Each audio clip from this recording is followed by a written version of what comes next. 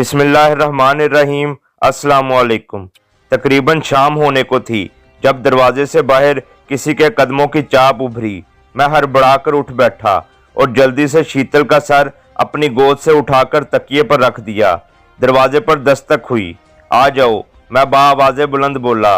दरवाज़ा खोलकर ठाकर का एक मुलाजम अंदर दाखिल हुआ और अदब से बोला, थानेदार साहब आए हैं महाराज और आपका इंतज़ार कर रहे हैं। ठीक है, मैं आ रहा हूँ। वो जी महाराज कहकर चला गया। इसी वक्त शीतल भी उठ बैठी। कौन था जान? वो जमाई लेते हुए बोली। ठाकर चचा का मुलाजम था, थानेदार की आमद की इतला देने आया था। मैंने शीशे के सामने खड़े होकर उंगलियों से अपने बाल संवारते हुए कहा, ठहरो, मैं भी चलूंगी। मैंने कमरे से निकलने के लिए कदम बढ़ाए तो उसने पीछे से आवाज दी, हाथ मुंह तो धो लो। कहकर मैं निकल गया। थानेदार अकबर खान हाथ में चाय का कप पकड़े ठाकर के साथ गपशप में मसरूफ था। आओ उमर भाई, मुझे देखते ही वो खड़ा होते हुए बोला। उसके लहजे में से छलकती खुशी से जाहिर हो रहा था कि वो अपने मकसद में कामयाब रहा था।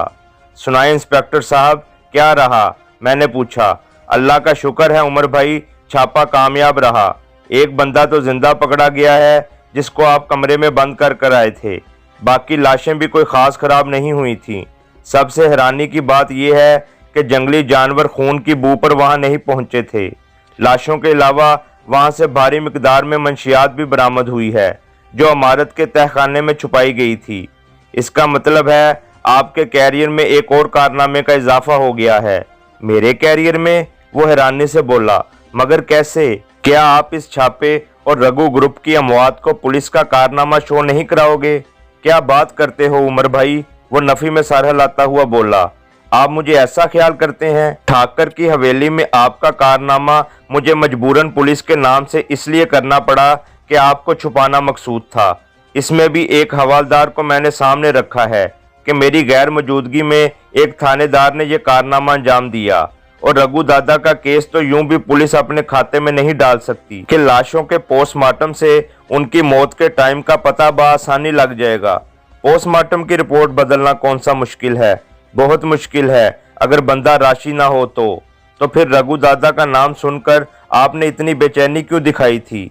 वो बेचैनी इस कारनामे को अपने नाम मंसूब करने की नहीं थी, वो इत्मीनान से बोला, बल्कि वो एक धरती के नासूर की लाश को अपनी आंखों से देखने की बेचैनी थी। उसकी बात सुनकर मुझ पर घड़ों पानी पड़ गया। इंस्पेक्टर अकबर खान वाकई आला किरदार का मालिक था। ऐसे बंदे पर आंखें बंद करके इत्मीनान किया जा सकता था। इंडियन हुकूमत के साथ उसकी वफादारी हर शूबे से बालातर थी। मेरी मदद का वादा भी उसने सिर्फ इंसानी हमदर्दी की बिना पर और मुझे बेकसूर समझते हुए किया था। मेरे अंदाजे वाकई उसके बारे में गलत साबित हुए थे। एक और बात, मुझे सोच में डूबा देखकर अकबर खान बोला और मुझे अपनी तरफ मतवज्जा पाकर गोया हुआ, रघु दादा की मौत तुम्हारे साथ लड़ते हुए हुई है और उसकी लाशें देखकर भी यही पता चलता है कि ये जानू कमांडो का काम है। खुसूसन उसकी टूटी हुई गर्दन और पोस्टमार्टम रिपोर्ट में ये बात वाज़ेह हो जाएगी। इसके बाद तुम्हारी तलाश में सरगर्दा एजेंसियों ने इसी इलाके का रुख करना है। उस वक्त तक हम इंशाल्लाह यहाँ से निकल जाएंगे, इंशाल्लाह। इंस्पेक्टर ने मेरी तायीद करते हुए कहा। और सेठ हरिचरण दास की बेटी का क्या करोगे? वो इसके साथ ही बम्बई जाएगी। कमरे में दाखिल होती हुई शीतल ने इंस्पेक्टर का फिक्रा सुनकर बरजस्ता कहा और हम तीनों बेसाख्ता मुस्कुरा पड़े। उसने करीब आकर तमाम को नमस्कार किया और कुर्सी लेकर मेरे करीब बैठ गई। आप अगर यहीं से अपने बाप के पास चली जाएं तो मेरा ख्याल है आपके लिए बहुत बेहतर होगा। इंस्पेक्टर खलूस से दिल से बोला। ये पट्टी गालबन आपको जान ने पढ़ाई है। कौन सी पट्टी? इंस्पेक्टर हैरान होते हुए बोला। यही शीतल से इस जगह जान छुड़ाने की। वो इत्मीनान से बोली। नहीं बहन, इंस्पेक्टर संजीदा लहजे में बोला। उमर जान ने इस किस्म की कोई बात नहीं की है। अगर नहीं की, वो मेरी जानिब गहरी नजरों से देखते हुए बोली, तो बड़ी हैरानी की बात है, वरना इसकी इच्छा यही है। इसकी बात सुनकर ठाकर हंस पड़ा, जबकि इंस्पेक्टर हैरानी से बोला, वो क्यों? वो आप इसी से पूछें। क्यों उमर भाई? इंस्पेक्टर मेरी तरफ मतवज्जा होते हुए बोला। भला इतने खूबसूरत हमसफर से कोई जान छुड़वाने की कोशिश करता है? हमसफर नहीं, मुसाफिर बोलो इंस्पेक्टर साहब। मैं इसकी मजाक में की गई बात का जवाब संजीदा लहजे में देता हुआ बोला। ऐसा मुसाफिर जिसकी मंजिल जुदा हो। झूठ। शीतल जज्बाती लहजे में बोली, मेरी तो मंजिल भी ये खुद है। अच्छा छोड़ो इस डायलॉग बाजी को, ठाकर ने कहा, जो काफी देर से खामोश बैठा हुआ था। भोजन तैयार हो गया है, पहले पेट पूजा कर लें। आप चलें, मैं शाम की नमाज पढ़ कर आता हूँ। इंस्पेक्टर अकबर खान बोला। हाँ ठाकर चचा, नमाज तो मैंने भी पढ़नी है। ठीक है पुत्र, ठाकर उठता हुआ बोला, हम खाने के कमरे में तुम्हारा इंतजार कर रहे हैं। अकबर खान वजू में था, इसीलिए कमरे के कोने में चादर बिछाकर नमाज में मशगूल हो गया और मैं वजू करने वॉशरूम की तरफ बढ़ गया।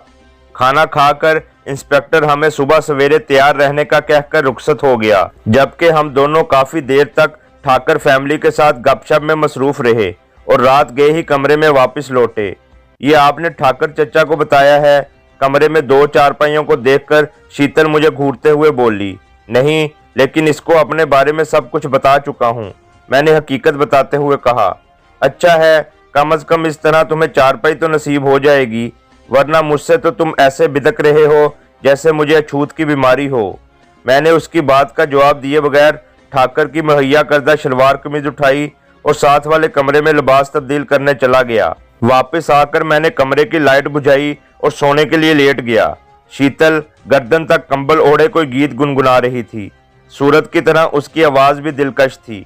उसकी मुतरन्नम आवाज ने मेरे लिए लोरी का काम किया और मैं नींद की गहरी वादियों में उतरता चला गया। सुबह सवेरे इंस्पेक्टर अकबर खान की आमद से पहले हम दोनों तैयार हो चुके थे और उसके पहुंचते ही हम रामपुरा से रवाना हो गए। ठाकर और उसके पूरे खानदान ने हमें बहुत मोहब्बत से रुखसत किया था। ठाकर ने जबरदस्ती 10,000 के बाकदर रकम मेरी जेब में डाल दी थी, जबकि सरला देवी ने सुच्चे मोतियों का एक हार शीतल के गले में डाला था। दिन का खाना ठाकर ने तैयार करवा कर गाड़ी में रखवा दिया था, जो हमने 4 बजे के करीब अजमेर शहर से गुजरकर उसके मज़ाफात में खाया और ऊपर से थर्मोस में रखी नीम गर्म चाय पीकर दोबारा सफर पर रवाना हुए। रात का खाना हमने सड़क के किनारे मौजूद एक गैर मरूफ छप्पड़ होटल में खाया। गरम तंदूरी रोटियों के साथ चने की तड़का लगी दाल। मैं गुंजाइश से भी ज्यादा खा गया था। गरम दूध पत्ती पीकर हम एक मर्तबा फिर सफर के लिए ताज़ा दम हो गए। बिल की अदायगी इंस्पेक्टर अकबर खान ने की थी, लेकिन सबसे आखिर में आते वक्त मैंने एक बूढ़े से वेटर को 1,000 की रकम बतौर टिप पेश की और इसे हक्का बक्का छोड़कर कार के पास आ गया। इंस्पेक्टर ने एक मर्तबा फिर ड्राइविंग सीट संभाल ली थी। सुबह से वही ड्राइविंग करता आ रहा था। थानेदार साहब, अब आप पिछली सीट पर लेटकर आराम करें। अगर आपकी मदद की जरूरत पड़ी तो हम आपको उठा देंगे। मेरी बात पे अकबर खान खामोशी से पिछली सीट पर मुंतकिल हो गया और मैंने ड्राइविंग सीट संभाल ली। शीतल भी मेरे साथ फ्रंट सीट पर आकर बैठ गई थी। सर्दी काफी शदीद थी, लेकिन गाड़ी में लगे हीटर ने माहौल को खुशगवार हद तक गर्म कर रखा था। अहमदाबाद तक हम बगैर किसी हादसे के पहुंच गए थे। 1-2 जगह पुलिस वालों ने चेकिंग के लिए रोका था, मगर इंस्पेक्टर अकबर खान के सर्विस शनाख्ती कार्ड ने कोई प्रॉब्लम पैदा न होने दी। अहमदाबाद से निकले हमें थोड़ी ही देर हुई थी कि इंस्पेक्टर अकबर खान के हल्के हल्के खराटे सुनाई देने लगे। वो गरीब सुबह से ड्राइविंग सीट पर बैठा था, जरा सा इजी होते ही नींद में डूब गया। तुम तो इंस्पेक्टर साहब के साथ ही वापस लौटोगी ना? कार में छाई खामोशी को मैंने धीमी आवाज में तोड़ा। नहीं जनाब, उसने नफी में सर हिलाकर कहा, मैं उस वक्त तक बंबई में रहूंगी जब तक आप पाकिस्तान नहीं चले जाते। बेवकूफ, बंबई में मेरा वास्ता गुंडों मवालियों से पड़ेगा और तेरा साथ सिवाय मेरे प्रॉब्लम्स बढ़ाने के और कोई फायदा नहीं देगा। गलत, उसने जोर और शोर से मेरी बात की नफी की। मैं प्रॉब्लम्स पैदा नहीं बल्कि हल करूंगी। वो कैसे? वो ऐसे कि एक तो आप बंबई से नावाकिफ हैं और मैं आपके लिए एक काबिल एतमाद गाइड के फ़राइज़ सर अंजाम दूंगी। दूसरा, वहाँ पर हमारी अपनी ज़ाती रहायशगाह मौजूद है जो आपके लिए बेहतरीन छुपने का ठिकाना साबित होगी। शीतल ने अपनी बात की वजाहत की। उसकी बात सुनकर मैं एक लम्हे के लिए सोच में पड़ गया। बात उसने वाकई बड़े पते की थी। ठीक है, मगर एक वादा करो। क्या? उसने पूछा। जब मैं अपने काम के सिलसिले में अपने मतलब के बंदों को ढूंढने निकलूंगा तो तुम मेरे साथ चलने की जिद नहीं करोगी। मंजूर, लेकिन मुझसे छुपने की कोशिश तुम भी न करना, वरना क्या? वरना मैं अखबार में तलाशे गुमशुदगी का इश्तिहार दे दूंगी कि एक अदद कमांडो गायब है जिसका हुलिया कुछ इस तरह है और मिशन वगैरह ये है, इतला देने वाले के लिए इतना इनाम। वो तुमसे पहले भी बहुत शाया हो चुके हैं। मैं इत्मीनान से बोला, इसका मतलब है आप मुझे छोड़कर जाने का इरादा कर चुके हैं? बहुत पहले, मैं जवाबन बोला। कितने इत्मीनान से कह रहे हो बहुत पहले? वो मेरे बाजू पर घूंसा मारते हुए बोली। शीतल, एक शेर सुनाऊं? मैं अचानक संजीदा होते हुए बोला। सुनाओ। वो मेरे कंधे पर सर टेकते हुए बोली। जिंदगी से यही गिला है मुझे, तू बहुत देर से मिला है मुझे। सच? वो खुशगवार हैरानी से बोली। 100% सच, मैं अफसुर्दा लहजे में बोला। लेकिन तुम अगर खुद को मेरी जगह पर रखकर सोचो तो तुम्हें मेरी मजबूरी का पता चलेगा।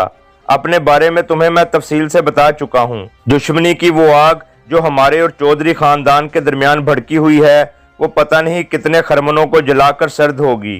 तुम्हें अपने साथ पाकिस्तान ले जाने का मतलब है इस जलती आग में तुम्हें भी घसीटना, जिसका मुतहम्मिल मैं नहीं हो सकता। यहाँ पर तुझे एक से एक अच्छे रिश्ते मिल जाएंगे। पाकिस्तान पहुंचकर कम अज कम एक इत्मीनान मुझे हासिल रहेगा कि मुझे चाहने वाली एक हस्ती ऐसी है जो अमन में है और मेरे लिए दुआ गो है। जान, मुझे तेरे साथ नर्क में रहना तन्हा स्वर्ग में रहने से ज्यादा अजीज है। बहरहाल तुम कुछ भी कहो, तुम्हें अपने साथ मैं नहीं ले जा सकता। अलबत्ता अगर हालात ठीक हो गए तो मैं तेरे पास आने की कोशिश करूंगा। ये बात आप पहले भी कर चुके हैं और अब दोहराने की जरूरत नहीं, वो बेजारी से बोली। इसकी बात सुनकर मैंने चुप साध ली।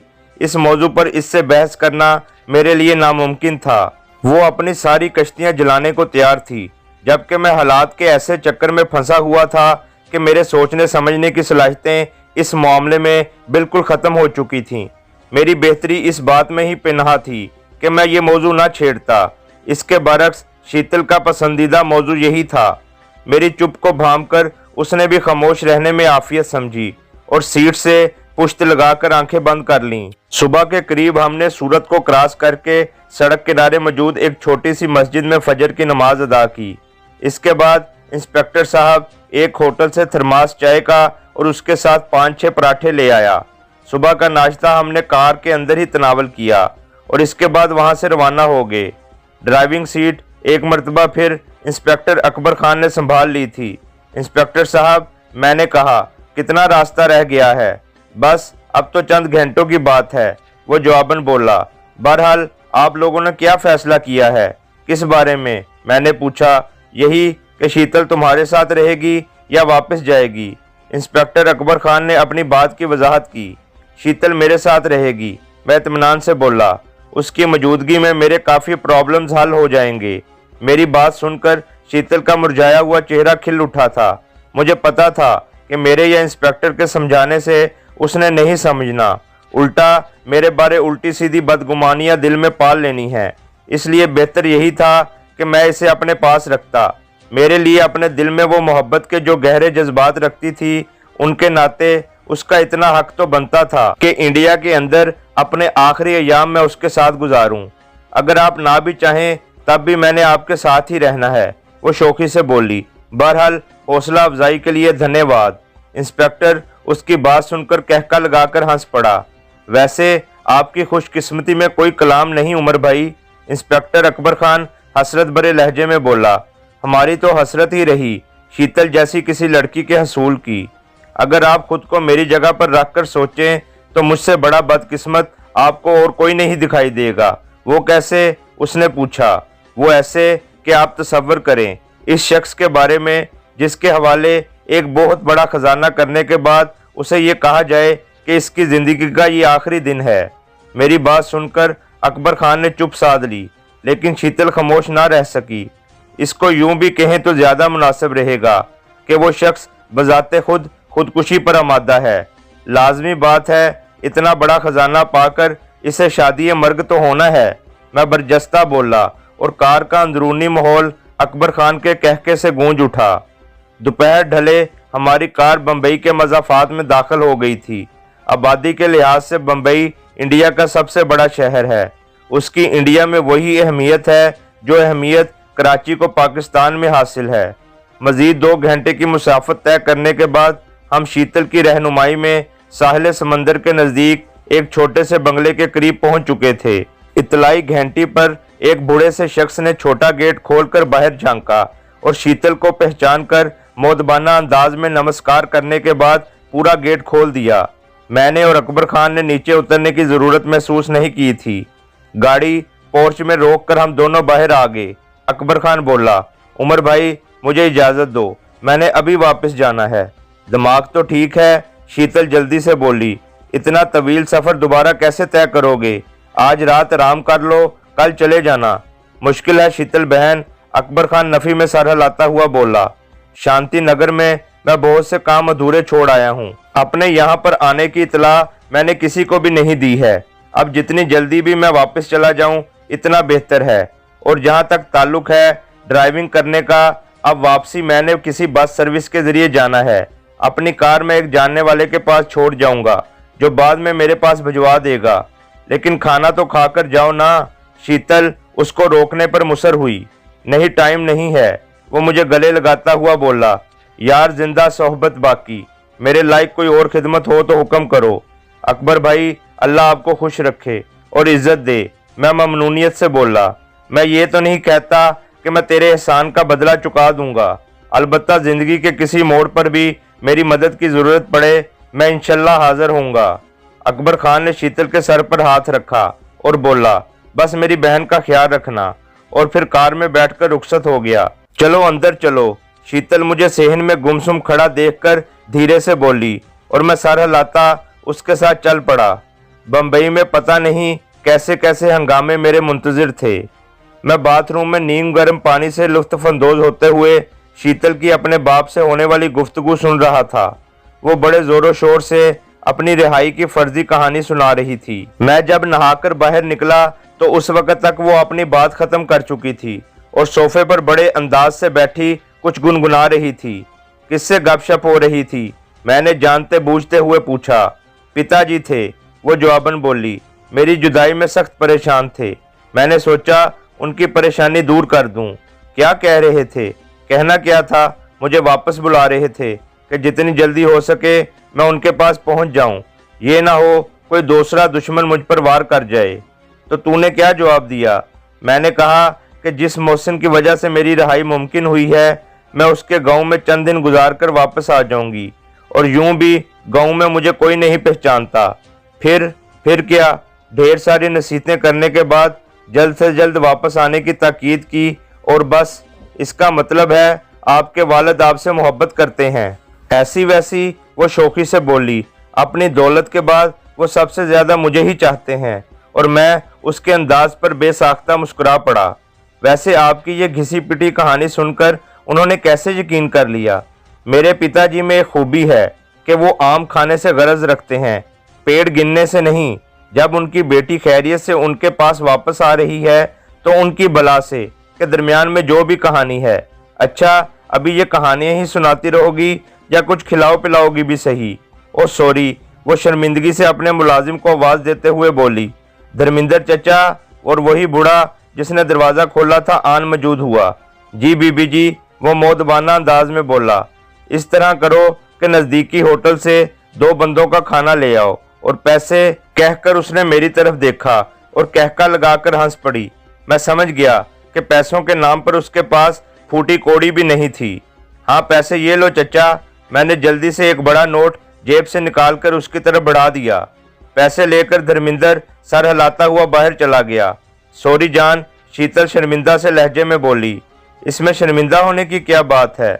मैं संजीदगी से बोला। हर बेटी का आइडियल उसका बाप होता है और वो उसी के नक्शे कदम पर चलती है। मैंने उसके बाप की कंजूसी पर चोट की। बस बातें बनाना तो कोई आपसे सीखे।